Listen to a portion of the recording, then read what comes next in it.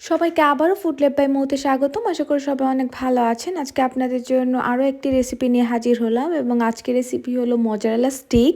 এটা আমার অনেক দিনের শখ ছিল বানানোর, তাই ভাবলাম আজকে রেসিপিটা বানিয়েই ফেলি। এবং এটি বানানোর জন্য আমি প্রথমে মজারেলাকে আমি স্টিকের মতো করে কেটে নিয়েছি। আপনারা আপনাদের পছন্দের শেপ মতো কেটে নিতে পারেন, তবে যেহেতু স্টিক এভাবে কাটলেই আসলে ভালো হয়।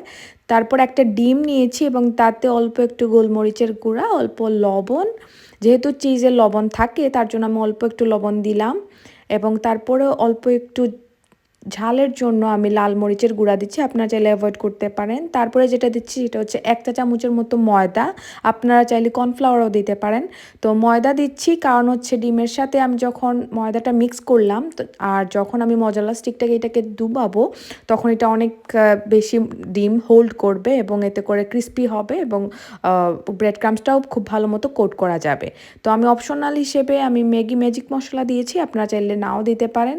তো প্রথমে আমি একবার ব্রেড ক্রাম্সে কোট করে নিয়ে তারপর ডিমে ডুবিয়ে তারপরে আবার ব্রেড ক্রাম্স লাগিয়ে নিচ্ছি, এতে করে খুব বেশি ব্রেড ক্রাম্স আমার মজালা স্টিকের গায়ে লেগে থাকবে এবং আপনারা চাইলে 2-3 বার কোট করতে পারেন। আমি 2বারই করছি, এতে করে যখন আমি মজালা স্টিকটা ভাজবো তখন কোনো লিক হবে না, অর্থাৎ চিজটা গলে, যেহেতু চিজ আমি ভাজবো এবং ভাজার কারণে নরম হয়ে গলে বের হয়ে যেতে পারে, তার জন্য আমি 2বার কোট করছি।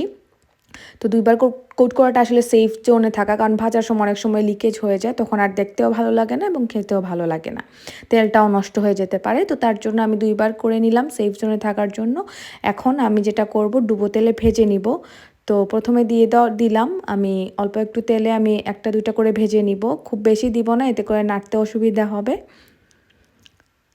এটা বানানো খুবই সহজ, কিন্তু খেতে আসলে অনেক বেশি মজা হয়। আমার ধারণা ছিল খুব একটা বেশি মজা হবে না, কিন্তু আমি আসলে আমার মতো করে মশলা উপাদান দিয়ে নিজের পছন্দ মতো বানিয়েছি, তার জন্য খুবই ভালো লেগেছে এবং যে কোনো কিছুর সাথেই ভালো লাগে, অথবা শুধু মেয়োনিজ বা কেচাপ দিয়ে আপনি সার্ভ করতে পারেন গেস্ট আসলে, বা আপনার নিজেদের জন্য বানাতে পারেন। এটা খুবই সুস্বাদু হয়। যারা এখন পর্যন্ত খেয়ে দেখেননি বা বানানো হয়নি তারা আপনারা ট্রাই করতে পারেন, আশা করি ভালো লাগবে। যেহেতু আমারও ভালো লেগেছে এবং আমি খুবই সহজ রেসিপিটা দেখিয়েছি এবং খুব সহজেই বানানো যায়, এটাতে কোনো ঝামেলার কোনো কিছুই নেই। তো আমার মজালা স্টিকটা ভাজা হয়ে গিয়েছে, দেখুন আমার কোনো লিকেজ হয়নি, কারণ হচ্ছে আমি 2বার কোট করেছিলাম। তো আশা করি আজকের রেসিপি অনেক ভালো লেগেছে। ভালো লাগলে অবশ্যই লাইক, কমেন্ট এবং সাবস্ক্রাইব করতে ভুলবেন না। ধন্যবাদ সবাইকে।